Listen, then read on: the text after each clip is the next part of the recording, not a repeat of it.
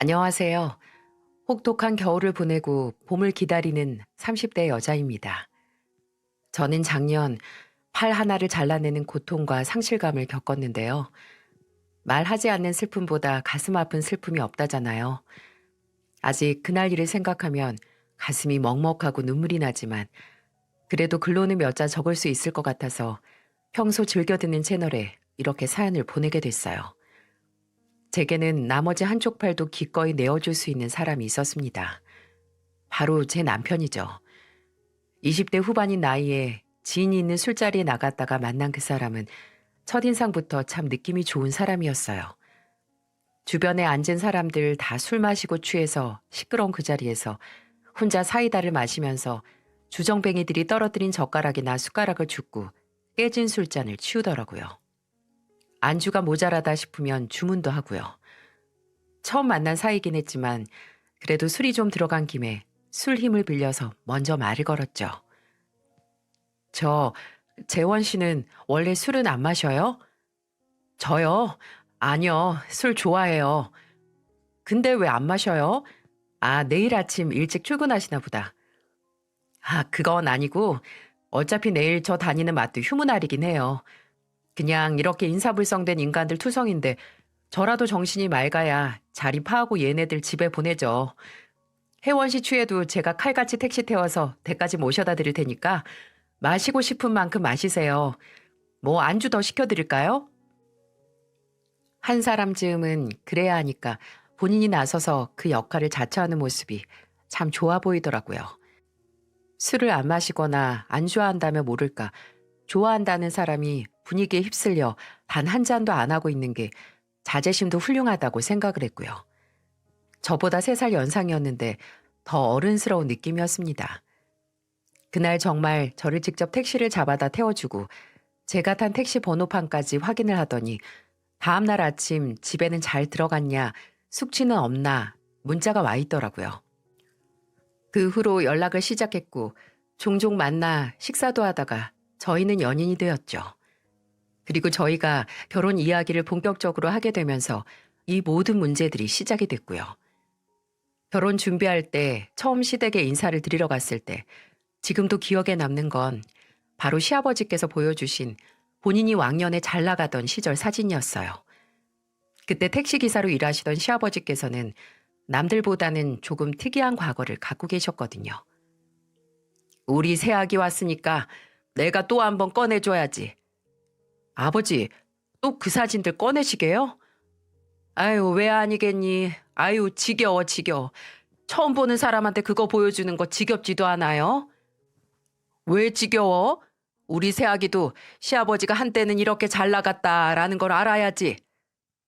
시아버지께서 시어머니의 구박을 받으시며 안방에서 주섬주섬 꺼내온 건 바로 시아버지의 젊었을 때 사진이었습니다. 근데 그냥 보통 사진이 아니었던 게 사진관에서 혼자 본격적으로 찍은 사진도 있고 뭐 영화 포스터 마냥 흑백으로 찍은 것들도 있었어요. 알고 보니 시아버지께서는 젊은 시절 영화에도 조연으로 출연한 경험이 있는 영화 배우셨더라고요.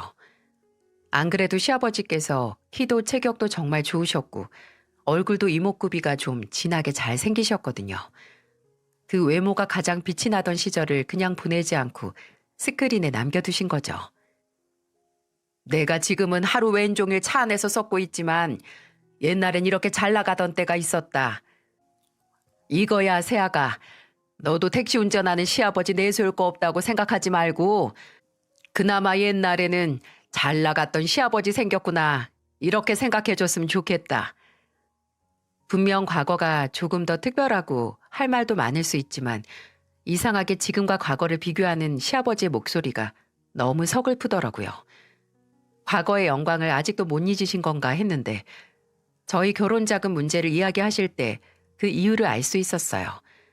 시아버지께서는 영화도 몇 편을 찍으시고 드라마도 주인공은 아니지만 꽤 다수의 작품을 하셨는데 그렇게 모은 돈으로 연예 기획사를 차리고 싶어 하셨다고 해요. 그렇게 모은 돈은 사업에 투자하셨는데 그게 잘못된 겁니다. 다시 뭐라도 했으면 좋았을 텐데 어째 불러주는 곳이 없더라. 나 같은 조연 배우는 다른 배우를 얼마든지 대체할 수 있다는 거지. 젊었을 때부터 가진 기술은 연기하는 거 그거 하나뿐이었는데 그 나이에 뭘 할 수 있겠어. 그나마 국가에서 주는 자격증 중에 딱 하나 있는 운전면허증으로 할 수 있는 거 찾아보니 지금 하는 택시 운전 그거 하게 됐지. 내가 그때 정신 차리고 그 사업만 제대로 했어도 우리 아들, 우리 재원이 결혼할 때 집 하나는 떡하니 해줄 수 있었을 텐데. 미안하구나. 뭐 하나 해주지 못하는 변변치 않은 아버지고 시아버지라서. 넉넉지 않은 형편이라 아들 결혼 자금을 보태주지 못한다는 말을 하시며 과거 사진을 보여주실 때와는 전혀 다르게 고개를 푹 숙이신 시아버지가 너무 안쓰럽더라고요. 어차피 저도 남편도 양가의 큰 도움 못 받을 걸 알고 있었고 전세 대출을 받기 위해 결혼 전 혼인신고를 먼저 할까 생각 중이기도 했고요. 그래서 제가 시아버지께 그러실 필요 없다고 그냥 우리 남편 잘 키워주신 것만으로도 감사드린다는 말을 드리려고 했는데 옆에서 그런 말을 쏙 들어가게 하는 회방이 있었습니다. 아유, 궁상 떨지 말어. 요새 부모 도움 받아서 집 사고 해서 결혼하는 젊은 애들 얼마나 있다고 그래. 그냥 평생 뭐 하나 탈 없이 건강하게 키워준 것만으로도 당신이나 나나 부모로서 할 수 있는 일 다 한 거야. 그러니까 고개 들어, 어? 혜원이 너도 괜히 나중에라도 뭐 하나 못 받나 하고 계산기 두들겨 생각하지도 마라. 우리 재원이한테 할 만큼 했다. 맞아. 둘이 결혼하는데 왜 엄마랑 아빠가 돈을 써? 오빠랑 세원이랑 둘이서 알아서 하는 거지. 괜히 결혼한다고 눈만 높아져서 능력도 안 되게 시 크게 할 필요도 없이 주제에 맞게 형편에 맞게만 하면 부모한테 손 벌릴 일도 없잖아. 처음 만난 시어머니와 시누이는 참 같은 말이라도 사람 정 떨어지게 만드는 아주 비상한 재주가 있더라고요. 이런 말 하면 뭐하지만 솔직히 둘의 입에서 저런 밉살 맞은 말이 나왔을 때 크게 놀랍진 않았습니다. 왜냐고요? 왜 사람이 생긴 대로 논다고 하잖아요. 일단 시어머니의 첫인상은 좋게 말하면 젊게 사는 분 같았고 나쁘게 말하면 곱게 나이 먹지 못하고 지나가는 세월을 지독하게 붙들고 늘어지는 분 같았어요. 짙게 번진 눈썹과 아이라인 문신, 그리고 지방과 보톡스를 맞아 빵빵하게 오른 볼과 이마를 보면 아, 성격이 좀 호락호락하지 않겠다 싶은 그런 인상 있잖아요. 그리고 시누이는 여러 가지로 부자연스러운 얼굴이었어요. 나중에 본인 코나 턱, 광대뼈를 가리키면서 이건 얼마 들었고 이건 얼마 들었잖아요. 라고 본인이 성형받았다는 사실을 자랑스럽게 밝혔는데 그때 앞에서는 그래요. 돈 잘 썼네요. 라고 하긴 했지만 솔직히 속으로는 돈을 바닥에 버렸네, 버렸어. 라고 생각할 정도로 부자연스러웠거든요. 그렇게 시어머니와 시누이가 내뱉은 굳이 그렇게 안 해도 될 말을 듣고 고개 숙인 시아버지를 위로하려는 말도 목구멍에서 탁 하고 막혀서 안 나오더군요. 그때 남편이 굳어진 얼굴로 알아서 잘 살 테니까 걱정 말라고 대답을 했죠. 시어머니와 시누이 그리고 남편 사이의 감도는 묘한 기류를 느끼긴 했는데 그때는 그저 시어머니와 시누이가 한 무례한 말에 남편이 기분이 나빠서 그런 거라고 생각을 했거든요. 근데 나중에 결혼하고 나서 정말 얼마 지나지 않아서 그 묘한 분위기의 원인을 알게 됐습니다. 신혼여행 다녀오고 나서 전세로 구한 아파트에 들어갔는데 결혼 전에 이미 혼수도 다 들여놓긴 했는데 그때 이삿짐 날짜가 꼬이는 바람에 다 정리하지 못한 짐들이 남아있었거든요. 남편은 그 당시 마트 안에 있는 정육점에서 일을 하고 있어서 퇴근이 저보다 늦었었고 그래서 제가 퇴근 후에 남은 이삿짐을 정리했었어요. 그렇게 혼자서 짐을 정리하는데 남편 것으로 보이는 이삿짐에서 이상한 걸 발견을 했네요. 바로 사진이었습니다. 언뜻 보면 이상한 거 하나 없는 사진이었어요. 이미 시아버지께서 본인 예전 사진을 보여주셨던 터라 사진 속의 사람들 중에 하나가 시아버지라는 건 알 수 있었는데 시아버지 옆에 활짝 웃으면서 막 걸음마를 뗀 아기의 손을 잡고 있는 여자는 아무래도 시어머니처럼 보이지 않았어요. 혹시 시어머니가 얼굴에 여러 가지 시술을 하기 전에는 이런 얼굴이셨나 싶었는데 그렇다기엔 그냥 완전 다른 사람처럼 보였거든요. 대체 이 의문의 여인은 누굴까 하고 괜한 궁금증만 커져갔고 나중에 퇴근한 남편에게 사진을 보여주면서 물었어요. 이 아기는 당신 어렸을 때 같긴 한데 이 여자분은 누구야? 혹시 어머님이야? 저는 맞다. 사실 어머니가 얼굴에 손대기 전에는 이렇게 맑은 인상이었다는 얘기를 예상했는데 좀 당황한 표정의 남편에게서 나온 말은 전혀 달랐습니다. 우리 엄마야. 지금 어머니가 아니라 우리 친엄마. 나 낳아주신 엄마. 이게 무슨 소리인가 했습니다. 연애할 때도 그렇고 결혼 준비를 할 때도 시어머니가 남편의 친어머니가 아니라는 요만큼의 언질도 듣질 못했거든요. 남편은 놀라서 굳은 제게 미안하다는 말로 운을 떼며 말했어요. 우리 엄마는 나 초등학교 때 돌아가셨어.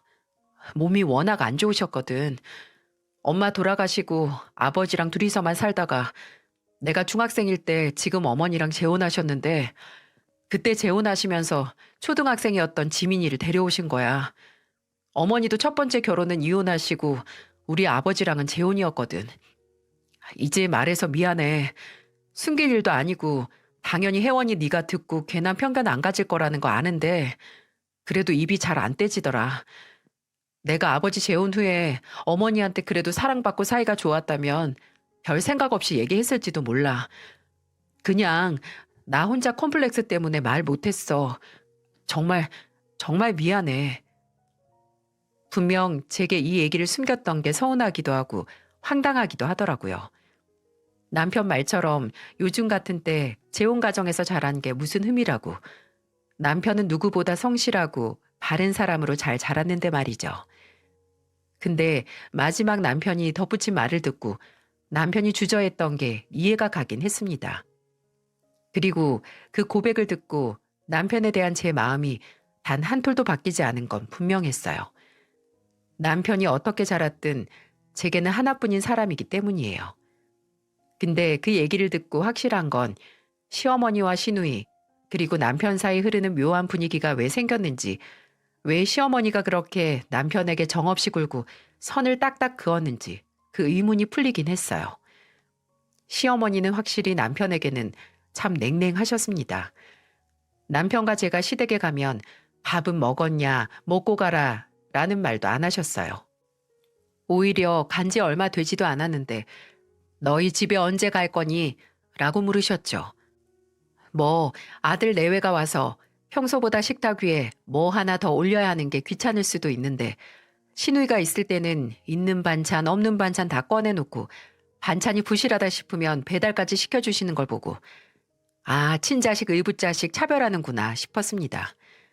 그래도 최대한 시어머니가 그렇게 은근히 차별하는 걸 신경 안 쓰고 그래, 낳은 자식하고 재혼하면서 배우자가 데리고 온 자식하고 같을 수 없겠지 라고 생각을 하려고 했는데 시어머니가 남편과 시누이를 차별하는 마음을 전혀 숨길 생각도 안 하시니 그렇게 긍정적으로 생각을 할 힘도 싹 사라졌네요.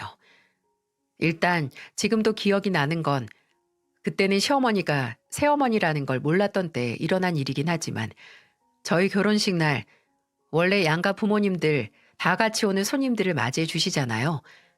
양가의 자식들이 결혼하는 날 와준 손님들이 먼 걸음 해주신 만큼 고마운 마음을 담아서 주최 측에서 인사를 하는 건데 저는 신부 대기실에 있어서 알지 못했지만 나중에 제 남동생이 그러더라고요.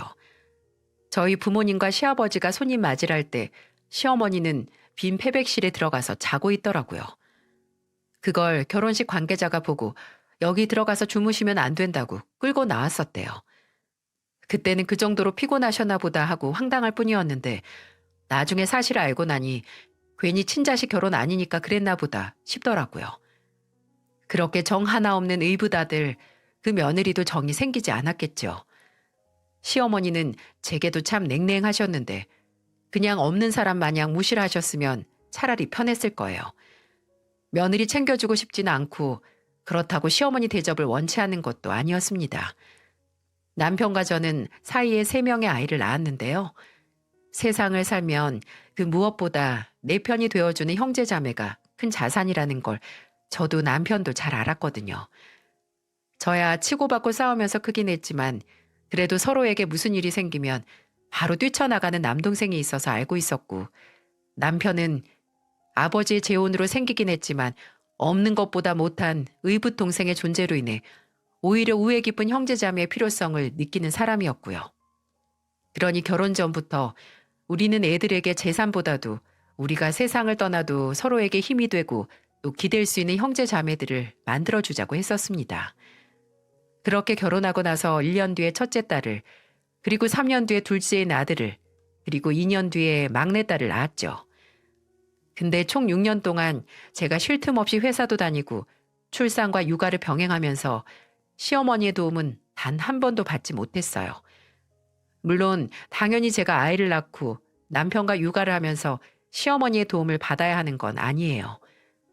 근데 살다 보면 가족들끼리 피치 못한 사정으로 도움을 받을 수밖에 없는 때가 있잖아요. 근데 시어머니나 시누이에게는 그런 마음은 가져서도 안 되는 걸 결혼 후 시간이 흐르면서 체득하게 됐네요. 제가 첫째를 가졌을 때는 아무래도 첫애라 그런지 고생을 많이 했어요. 입덧도 심했고 몸무게도 산부인과에서 권장한 적정 몸무게보다 7kg 정도는 적게 나갔죠. 남편이 매일 퇴근할 때마다 이것저것 제가 먹을 만한 걸 사오고 전국 각지에서 배달을 시켰어도 배부르게 먹을 수 있는 걸 찾지 못했는데, 간만에 시댁에 갔을 때 드디어 제가 헛구역질 하나 없이 먹을 수 있는 걸 찾았습니다. 바로 시어머니께서 친구분께서 직접 만드셨다는 토화젓이었어요. 원래 젓갈을 별로 안 좋아했는데 시어머니께서 식탁 위에 내어주신 토화젓을 먹고 진짜 몇 주 만에 밥 한 공기 순삭에 썼습니다. 남편도 너무 놀라고 시아버지께서도 저 먹는 거 오랜만에 본다며 좋아하셨어요. 그리고 시어머니께 말씀하셨죠. 이거 당신 친구가 담근 거라고 하지 않았나? 새아기가 이렇게 잘 먹는데 남은 거 얘네 들려보내야겠구만.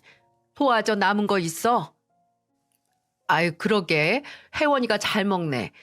근데 어쩌나? 다 먹고 남은 게 이게 전부인데. 그 말을 듣고 그래도 오랜만에 이렇게 입맛이 돈 게 처음이라서 이것만으로도 다행이라고 생각을 했어요. 근데 나중에 식사가 다 끝나고 남편이 식탁 정리를 하면서 반찬통을 냉장고 안에 넣다가 하더니 냉장고 안쪽에서 어떤 통을 하나 꺼내더라고요. 그리고 시어머니께 보이며 말했죠. 이거 뭐예요? 이거 아까 먹은 토화젓 아니에요? 그렇습니다. 식탁에 내어놓은 게 전부라던 시어머니의 말은 다 거짓말이었어요. 물론 시어머니는 몰랐다고 했지만 저와 남편은 알 수 있었어요. 시어머니는 임신하고 나서 피골이 상접한 며느리에게도 젓갈 하나 줄 마음이 없었던 거예요. 이러니 저도 시어머니께 좋은 감정을 가질 수가 없었죠. 제가 이렇게 남보다도 못한 시어머니와 시누이를 그나마 보고 살 수 있었던 건 그들이 꼴 보기 싫은 만큼 또 시아버지와 남편이 제게 잘했기 때문이었네요. 시댁에 자주 놀러 갈 수 있었던 것도 다 시아버지 때문이었는데, 시어머니는 좋아하지도 않고 가족으로도 생각도 안 하는 의붓 아들이나 며느리가 찾아오는 게 귀찮았는지 한 번은 제게 이렇게 말씀하셨어요. 너는 참 속도 좋다. 다른 며느리들은 시댁 가는 거 꺼린다는데 너는 문지방이 닳도록 오는구나. 누가 들어도 눈치를 주는 말에 속으로는 어차피 어머님 보러 오는 게 아니고 아버님 뵈러 오는 건데요? 라고 생각을 했지만 도리어 웃으면서 대답을 했어요. 그러게요. 제 친구들도 시댁 가는 거 일이고 스트레스를 받는다고 하는데 저는 오히려 아버님 덕에 힐링하고 가는 것 같아요. 어머니만 계셨으면 이렇게 찾아올 일도 없었을 텐데. 시어머니께서 시댁에 찾아오는 절 유독 눈꼴셔 했던 이유가 따로 있기도 했는데, 제가 시아버지와 죽이 척척 잘 맞았거든요. 별난 취향이라고 할지 모르겠지만 제가 아재 개그를 좋아하거든요. 남편도 이해 못하는 제 특이한 취향이죠. 근데 어딜 가도 제가 하는 아재 개그를 받아주거나 또 해주는 사람이 없어서 소소하게 인터넷에서 얼굴 모르는 사람들이 하는 아재 개그를 보면서 쓸쓸함을 달래며 살았는데, 결혼하고 나서 그 쓸쓸함을 달래주는 개그 파트너를 만났습니다. 바로 저희 시아버지였죠.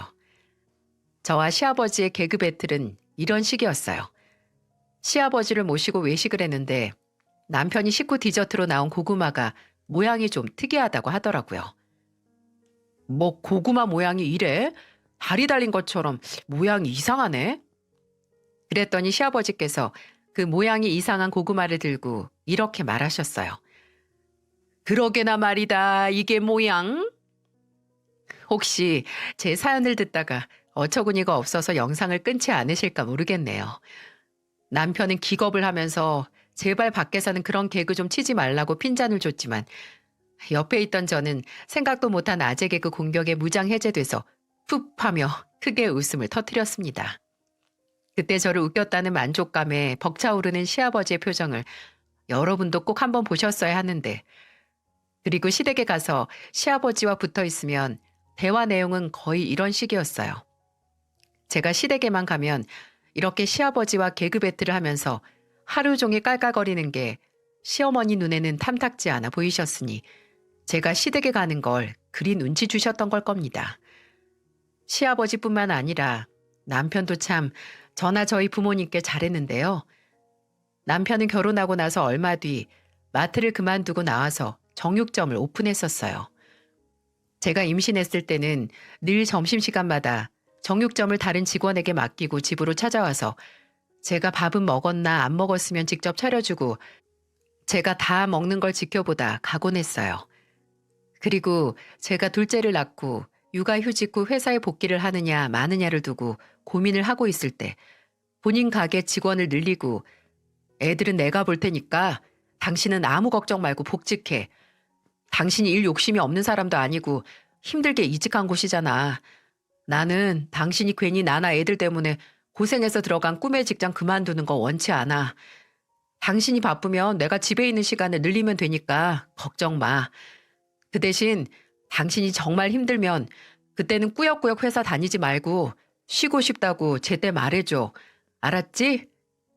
라고 말하며 저를 뜨겁게 응원해줬어요. 또 남편의 정육점과 저희 부모님 식당은 차로 20분 거리로 그리 멀지 않았거든요. 그래서 본인 가게 직원들과 회식 날이 되면 늘 저희 부모님 식당으로 가서 회식을 하곤 했어요. 근데 어느 날은 부모님 족발집에서 보쌈을 먹고 고기 질이 좀 달라진 것 같다고 하더라고요. 안 그래도 어머니께서도 납품업체를 바꿔야 하나 고민을 하던 참이셨고요. 그래서 남편은 어머니께 본인이 괜찮은 납품업체를 알아보겠다고 2주 내내 여기저기 전화를 돌리고 직접 업체까지 찾아가면서 새로운 고기 납품업체를 구해 연결을 시켜주기도 했어요. 이렇게 제 친정일이라면 본인 일보다도 먼저 나섰습니다. 솔직히 제가 시아버지와 사이가 좋긴 했지만 본의 아니게 시어머니나 시누이하고는 사이가 안 좋잖아요. 근데 남편은 저희 부모님과도 제 동생과도 잘 지내고 사이도 좋아서 남편에게 괜히 좀 미안했었거든요. 저도 그냥 성질 죽이고 시어머니나 시누이에게 조금이라도 살갑게 굴어야 하나 싶었고요. 근데 그 마음을 안 남편은 제게 그럴 필요 없다고 단호하게 말했어요. 이렇게 무슨 일이든 저를 먼저 믿어주고 지지해주고 제 편이 되어주는 남편과의 결혼 생활은 늘 맑음이었습니다. 제게는 팔다리를 대신할 수 있는 든든한 버팀목이자 아이들에게는 늘 다정하고 애틋한 아빠였죠. 그 행복이 정말 영원할 거라고 믿었습니다. 아니, 믿고 싶었습니다.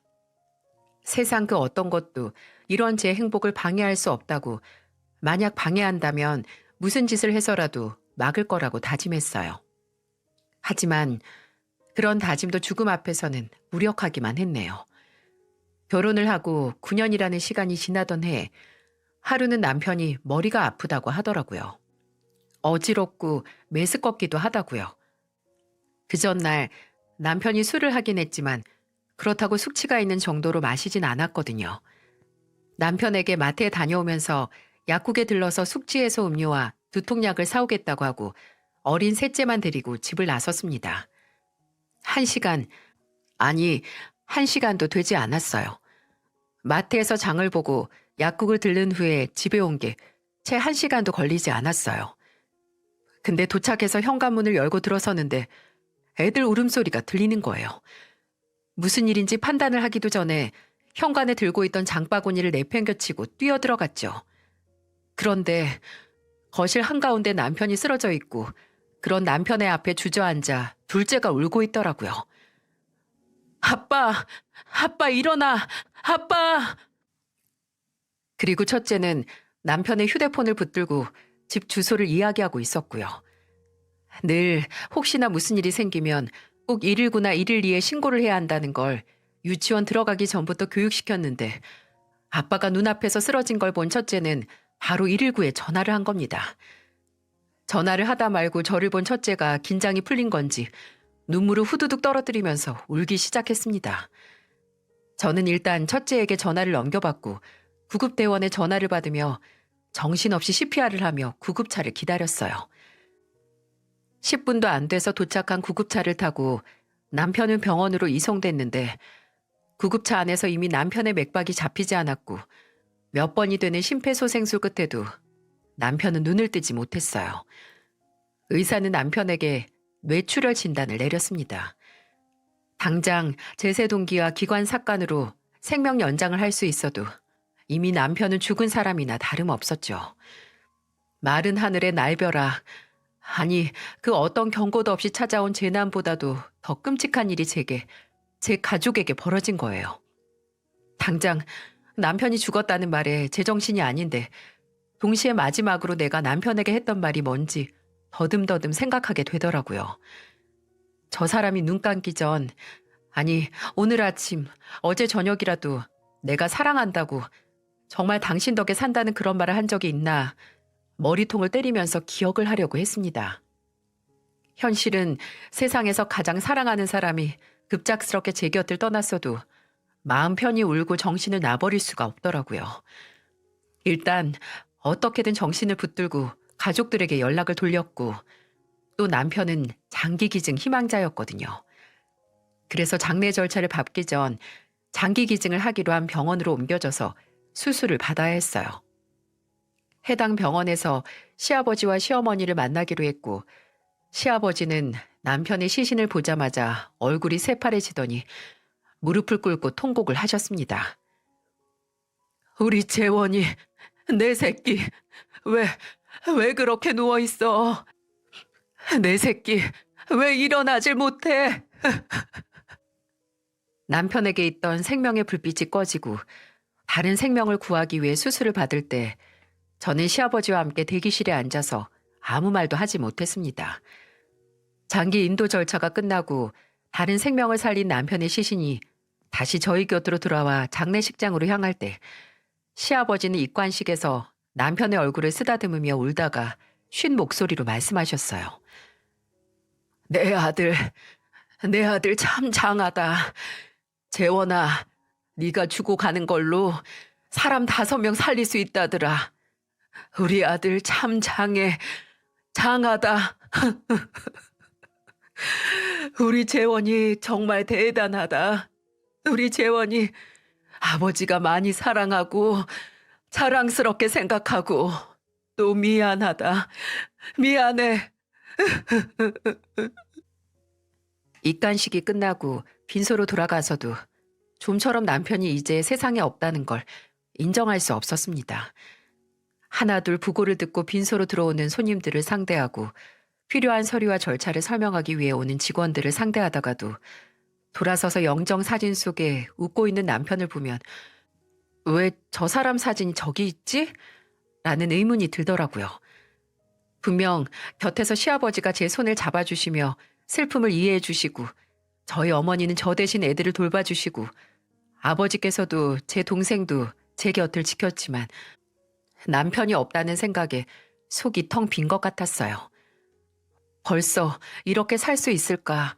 나 혼자 애들을 책임지고 살 수 있을까라고 삶에 대한 의욕도 예전에 즐거웠던 감정이나 행복이라는 감정이 제 몸속에서 싹 다 빠져나가는 것 같았는데 누구들 덕분에 분노라는 감정은 제 몸속에서 활활 타오르기 시작했어요. 장례식에서 앞발 잃은 아이들이 울고 있으면 여러분은 어떤 생각이 드시나요? 안쓰럽고 슬프고 모든 도움이 되고 싶은 측은지심이 들지 않나요? 근데 시어머니는 아니었나 봅니다. 애들이 영정사진 있는 곳에서 울고 있으니까 다가가서 그러더라고요. 너네 여기서 이렇게 울 거면 들어가서 울어. 여기 손님들 와서 지나다니고 절도 해야 하는데 너네 때문에 못하잖아. 아유, 시끄러워 죽겠네. 그때 안 그래도 울어서 머리가 아프고 속이 비어서 힘든데 저 소리까지 들으니 쓴물이 올라오는 것 같더라고요. 애들 곁에 있다가 시어머니 말을 들은 저희 어머니께서 기가 차다는 듯이 여보세요 사부인. 부모 잃은 초상집이 당연히 울음소리로 시끄러워야 하는 거 아닌가요? 초상집의 울음소리가 듣기 싫으면 사부인이 방에 들어가서 귀를 막든 하세요. 라고 화를 내셨죠. 시어머니는 입을 시근덕거리더니 발을 구르며 옆에 있는 방으로 쏙 들어가 문을 쾅 닫았고요. 참나, 이런 사람이 누가 누구한테 시끄럽다고 하나요? 근데 시어머니가 방 안으로 들어가 잠잠하니 이제 시누이가 난리네요. 초저녁쯤 온 시누이는 아무리 의붓 남매이긴 해도 오빠가 죽었다는 연락을 받고 늦게 온 것도 문제지만 그런 시누이가 데려온 사람도 문제였습니다. 그때 시누이는 만나던 남자와 동거를 하고 있었는데 그 남자를 데리고 온 거예요. 심지어 그 남자의 친구들도 함께 데려왔더라고요. 아니, 뭐 본인이 같이 사는 사람을 데려온 건 문제가 아닌데 제 남편이 죽은 그 장례식장을 마치 친인척들에게 본인이 결혼할 사람 인사시키는 자리로 만들었다는 게 문제였어요. 시누이는 지 애인에게 팔짱을 끼고 사람으로 가득 찬 장례식장을 돌아다니며 식사를 하고 있던 친인척들에게 인사를 하기 시작했어요. 작은아버지, 안녕하세요. 여기 저랑 결혼할 사람이에요. 내년에 식 올리려고요. 이모 이 사람이랑 인사하세요. 저랑 결혼할 사람이에요. 이게 고인을 배웅하고 고인을 기리는 장례식장에서 심지어 지 오빠의 장례식장에서 할 짓입니까? 무슨 피로연 예행 연습하냐고요. 장소 구분 못하는 시누이도 한심하고 그런 시누이에게 끌려다니면서 그 짓에 동조하는 양아치같이 생긴 그 남자도 한심하고 우라가 치밀어 올랐습니다. 그 꼴을 저와 보고 있던 제 동생이 참지 못하고 시누이한테 가서 한마디 하니까 눈을 흘기더니 자리를 잡아 앉더라고요.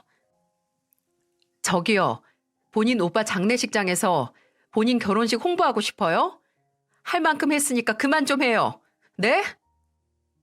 근데 그렇게 한 소리를 들어도 정신을 못 차리더라고요. 한 40분 정도 지났을까? 빈소를 지키고 있는데 식사를 하는 쪽에서 큰 소리가 나기 시작했어요. 여러분도 예상하시겠지만 그 소동의 주범은 당연히 시누이였죠. 너 내가 그딴 소리 좀 그만하라고 했지? 내가 일해서 버는 돈으로 먹고 사는 주제에 왜 조롱을 해 조롱을? 그딴 소리 할 거면 그 돈 받아서 쓰지 말던가. 너나 목소리 안 줄여? 개념이 없냐? 입 좀 닥치고 가서 편육이나 더 가져와. 개념이 없는 건 너지. 넌 네 아내 될 사람이 이렇게 화를 내는데 당장 목구멍으로 그 고기가 넘어가? 넘어가냐고. 그래, 평소보다 훨씬 더 잘 넘어간다. 웅성거리는 사람들을 제치고 가보니까 시누이가 지 애인하고 싸우고 있더라고요. 참나, 아까까지만 해도 친척들한테 예비 신랑이다 뭐다 소개시키고 다닌 애가 왜 갑자기 싸움인지 참 가지가지 하더군요. 주변에서 어른들이 말려도 들은 척도 안 하고 아예 앞에 있는 숟가락 젓가락 다 던져가면서 싸우는 겁니다. 그렇게 화가 난 건 태어나서 처음이었어요. 호흡이 거칠어지고 눈시울이 달아오르는 게 느껴졌습니다. 저는 싸움 현장을 둘러싼 사람들을 뚫고 당장이라도 지 애인에게 달려들어 몸싸움까지 할 것 같은 시누이에게 다가갔어요. 그리고 어깨를 거칠게 잡아돌려 세워 말했습니다. 아가씨, 지금 제정신이에요? 여기 내 남편, 아가씨 오빠 장례식장이에요. 근데 이렇게 소란 만들면서 싸우고 싶어요?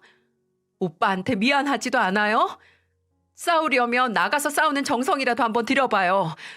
천지분간도 못하고 어린애도 안 할 짓 하지 말고. 언니, 나 지금 무지하게 열받았으니까 더 건들지 마요. 그리고 죽은 사람한테 미안할 게 뭐 있어요? 어차피 듣지도 못할 텐데. 와, 꼭지가 도는 게 이런 거더라고요. 누가 제 정수리에 쇠로 된 포크를 꽂고 스파게티 돌려 마는 것처럼 인정사정 보지 않고 휘젓는 것 같았습니다. 다시 제게서 등을 돌려 못다한 싸움을 하려는 신우이를 가만두지 않고 그대로 멱살을 잡아 끌었어요. 신우이 목구멍에서는 억 하는 소리가 났고 저는 머리채까지 잡아서 물먹은 입을 끌어내듯 붙잡아 장례식장 밖으로 향했습니다.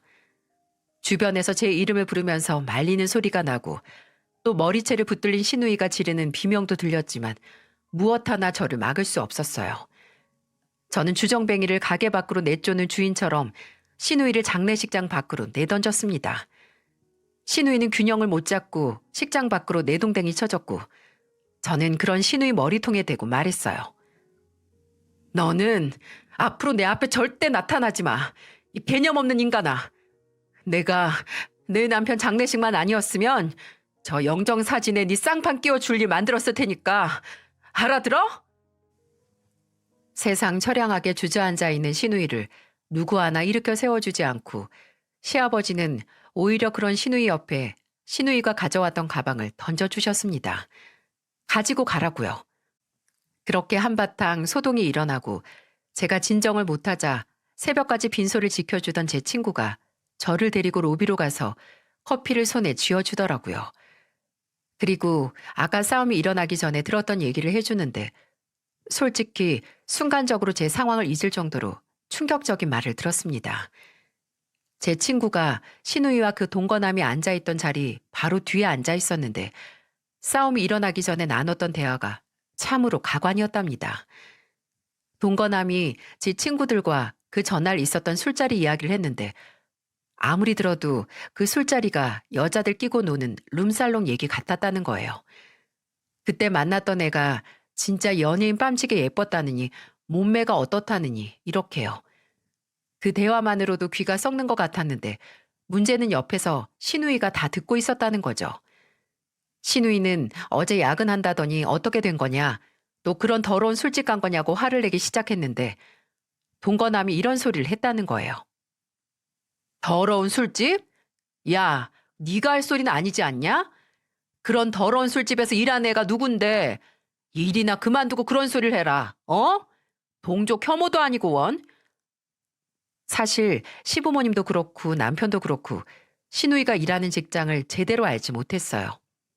뭐 지인의 식당에서 일한다 정도만 알고 있었는데 출퇴근 시간이 아무래도 초저녁에서부터 새벽이라서 술집이겠거니 했죠.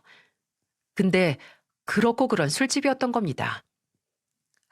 그래서 몇 년이 지나도 그렇게 지가 일하는 술집 이름을 한 번 이야기 안 했구나 싶더라고요. 어차피 그때부터 저는 신우이를 안 보고 살 작정을 했기에 걔가 뭘 해서 벌어먹고 살든 이제 알 바가 아니라고 생각을 했어요. 근데 이게 끝이 아니었습니다. 다음 날 화장터로 이동을 하면서 일어난 일이었어요. 신우이는 제게 그 꼴을 당하고 당연히 참석을 안 했고 저와 시부모님 그리고 저희 부모님과 애들 몇 명의 친척분들이 버스를 대절해서 화장터로 향했어요.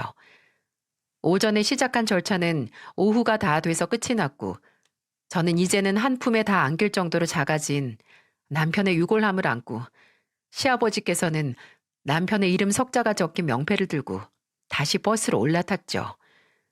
서울에는 그날 화장이 가능한 화장터가 없던 터라 강원도까지 가서 돌아오는 길이 길었는데 저는 그 시간 동안 남편의 유골함을 안고서 그저 이 시간이 끝나지 않길 빌었습니다. 근데 그때 제 옆자리에 누군가 털썩 앉더라고요. 뒷자리에 앉아있던 시어머니였습니다. 시어머니는 앉아서 잠시 아무 말도 안 하다가 넌지시 입을 여셨어요. 재원이가 참 착했지. 애가 어려서부터도 어려운 사람 보면 지나치지 못했고 커서도 헌혈도 많이 하고 그리고 가면서도 다른 사람 목숨 구하게 장기 기증도 하고 참 끝까지 남들 위한 일 많이 하고 가네. 그런 애니까 지 마누라 새끼들 위해서 종신보험도 들었겠지. 그거 들자고 하면 뭐 잘못되라고 고사 지내는 거 아니냐며 종신보험 안 드는 양반들이 얼마나 많은데 재원이가 참 착한 거야. 대체 무슨 이야기를 꺼내기 위해서 이런 말을 시작한 걸까? 예상이 가시죠? 이미 보험이라는 단어가 나왔을 때 저는 설마 하는 불안감을 느꼈습니다. 아니나 다를까 이 사람 대체 어디까지 떨어지려는 걸까요? 그래서 말인데 내가 재원이가 든 보험사 종신보험 보험금 알아보니까 한 1억쯤 나오더라. 다행이지. 그거면 너도 애들도 조금이나마 편할 테니까. 근데 너 혹시 그 보험금을 재원이가 너랑 애들만 쓰라고 들었다고 생각은 안 하지? 그럼 그 돈을 저랑 애들이 쓰지 누가 써요? 당연히 나랑 네 시아버지, 재원이 아버지도 권리가 있지. 생각해봐라. 저 양반이 재원이 보내고 택시 운전을 제대로 할 수 있을 것 같니? 지금 정신으로 운전했다가는 줄초상 나 줄초상. 그러니까 저 양반도 좀 쉬게 보험금 받으면 반반 나누자. 너 5천, 우리 5천. 너 어차피 재원이가 장기 기증해서 국가에서 장례 비용도 나오잖니. 어차피 그 돈도 굳었으니까 내 말 들어라. 재원이도 그걸 원할 거야. 정말 끝까지 이 인간들은 저를 가만히 두지 않았네요. 어떻게든 제가 피를 토해가면서 울분을 내지르는 걸 봐야 직성이 풀리나 봅니다. 저는 차마 남편의 유골함을 품에서 놓지 못하고 달리는 버스 안에서 벌떡 일어나서 말했습니다. 당신이 그 사람 마음을 어떻게 알아? 평생 차별만 하던 계모 주제에 당신이 어떻게 내 남편 마음을 아냐고! 제 고함 소리에 대각선에 앉아있던 시아버지께서 일어나 무슨 일이냐고 다가오시고 뒤에 있던 부모님께서도 제 이름을 불렀지만 저는 멈추지 않고 말했어요. 내 남편이 착했다고? 맞아. 그 사람 착한 거 모르는 사람 누가 있어? 근데 그 착한 사람 평생 친딸이랑 차별하면서 산 게 당신이야. 근데 이제 와서 보험금을 반반 나누자고? 권리가 뭐 어째? 양심이 있으면 그런 소리 생각도 못하지. 얘 말하는 싸가지 봐라. 야, 낳아준 부모만 부모야? 키워준 사람도 부모야. 내가 왜 내 아들 보험금에 권리가 없어? 당신이 언제 내 남편을 당신 친딸이랑 구분 없이 키웠어? 이제 와서 내 아들이라고? 웃기지 마. 당신 아들 시신도 보기 싫어서 입관식에서도 치를 떨면서 안 들어갔잖아. 아들 마지막 모습 소름 돋는다고 안 보는 부모가 세상에 어딨어. 세상 참 웃기네. 그렇게 평생 아들로 인정 안 하고 내놓은 자식은 죽어서까지 남들한테 새 생명 주고 떠났는데 배 아파서 낳았다고 끼고 산 자식은 술집에서 남자들 술잔에 술 채워주면서 살고 그렇게 더럽게 번 돈으로 또 딴 남자 먹어 살리면서 사는 게 인생 헛사셨어요, 어머님. 뭐? 너 그게 무슨 소리야? 남자? 술집? 친척들까지 다 보는 앞에서 시누이가 술 따라주며 돈 번다는 걸 밝히니까 얼굴이 시뻘개져서 그럴 일 없다고 성을 내는 시어머니에게 이제는 시아버지께서 호통을 치셨습니다.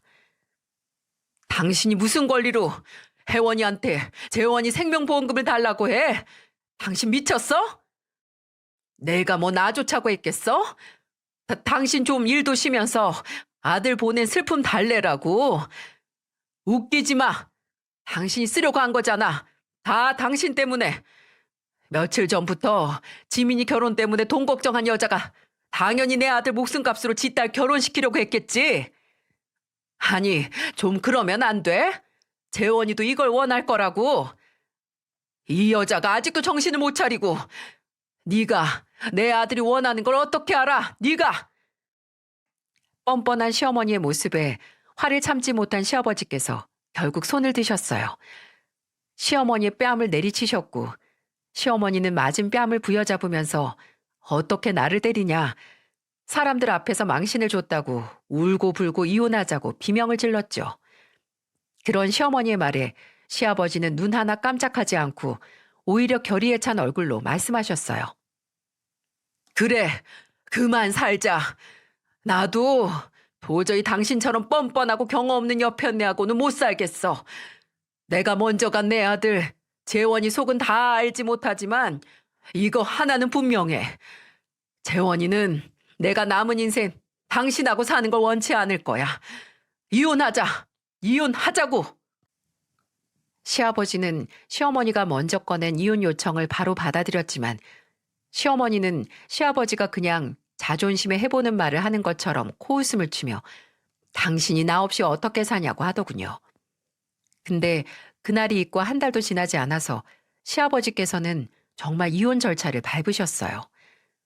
잠시 시댁에서 나와서 제 집에서 애들과 함께 지내셨는데 시어머니는 그저 그게 한때의 가출이라고 생각하셨나 봅니다.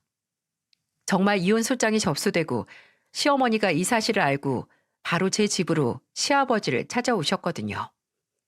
시어머니는 본인이 받은 이혼 소장을 찢어 시아버지 앞에 뿌리며 고래고래 억울하다는 듯 소리를 질렀어요. 하지만 시아버지는 단호하게 말씀하셨습니다. 받는 족족 찢어봐라 어디. 100통이든 1000통이든 다시 보낼 테니까. 여보, 내가 그날은 좀 울컥해서 한 말이야. 어떻게 이제 와서 이혼을 해. 당신이나 나나 나이가 몇인데. 살 날이 얼마 안 남았으니 더 갈라서야지. 앞으로 얼마 안 남은 소중한 시간 당신 같은 여편의 옆에서 낭비하고 싶지 않으니까. 그러니까 괜한 시간 낭비하지 마. 당신이 뭘 하든 내 마음 안 바뀌고 어차피 당신이란 여자 그 못돼 먹은 성질머리도 안 바뀔 거라는 거 내가 제일 잘 아니까. 그렇게 남편의 장례식이 있고 얼마 지나지 않아 정말 시부모님께서는 이혼을 하셨습니다. 어차피 시아버지께서 갖고 계신 재산도 많지 않고 시어머니는 시아버지와 재혼을 하기 전부터 그 어떤 경제활동도 없었기에 재산 분할도 받지 못하고 거의 무일푼으로 쫓겨났죠. 마지막으로 듣기로는 시누이 집으로 갔다는데 그것도 동거남 때문에 다시 나와야 한다고 들었습니다. 시어머니께서 제발 시아버지 마음 좀 돌려달라고 만날 자리 좀 만들어달라고 제게 연락을 하셨거든요. 저는 어떻게 그런 짓을 하냐고 드디어 시아버지께서 당신한테 벗어난 건데 오히려 축하 파티를 해도 모자르다고 하고 전화를 끊었고 번호를 차단한 후에 그 어떤 연락도 받지 않았습니다. 몇 번 시아버지를 찾아간 것 같지만 시아버지께서도 절대 받아주지 않으셨고요. 말하고 나니까 1년 동안 정말 말도 안 될 정도로 충격적인 일이 많았던 만큼 정말 버틸 수 없이 힘들긴 했지만 그 시간을 어떻게든 버틸 수 있었던 건 같은 슬픔을 나누고 추억을 되새길 수 있는 버팀목이 있었기 때문이었어요. 바로 애들과 시아버지 덕분이었죠. 시아버지와는 이제 예전에 우리 둘이 시시콜콜한 개그를 하면 남편이 고개를 저으면서 제발 그만 좀 하라고 사정사정했던 이야기를 하면서 웃고 울곤 합니다. 그리고 애들은 어린 둘째와 셋째는 아직 아빠의 죽음을 완전히 이해하지 못했지만 조금은 그 죽음을 받아들이고 이해한 초등학생인 첫째하고는 종종 남편에 대한 이야기를 하곤 해요. 그럴 때마다 그저 아이에게 미안한 마음뿐입니다. 한 번은 제가 남편 이야기를 하다가 눈물을 참고 있으니까 첫째가 그 작은 손으로 제 등을 쓸어주면서 그러더라고요. 엄마, 울어. 엄마는 울어도 돼. 울어야 슬픈 게 몸 밖으로 빠져나오는 거래. 그러니까 엄마, 나랑 있을 때는 울고 싶은 만큼 울어. 그리고 걱정 마. 내가 빨리 커서 아빠처럼 엄마 지켜줄 테니까 조금만 기다려. 그 말이 어찌나 든든하고 가슴 찡한지. 남편과의 이별이 너무나 이르게 찾아왔지만 남편과의 결혼을 단 한순간도 후회하지 않았던 건 바로 이런 든든한 딸을 만나게 해줬기 때문이겠죠. 슬픔을 나누고 또 앞으로 만들어갈 기쁨과 행복을 나눌 사람이 이렇게나 많으니 앞으로 어떻게 살아야 하나 하는 걱정은 한시름 나도 괜찮을 것 같습니다. 그리고 여보, 당신도 날 걱정하지 않아도 돼. 나한테는 당신이 선물해주고 간 우리 예쁜 애들과 당신으로 인해 만날 수 있었던 든든한 아버님이 계시니까 거기서는 아픈 곳 하나 없이 나중에 우리 만날 날만 기다리고 있어. 알았지? 이야기를 들어주신 분들께 무한한 감사를 드리며 부디 여러분이 사랑하는 사람들과 늘 건강하고 행복하셨으면 좋겠습니다. 감사합니다.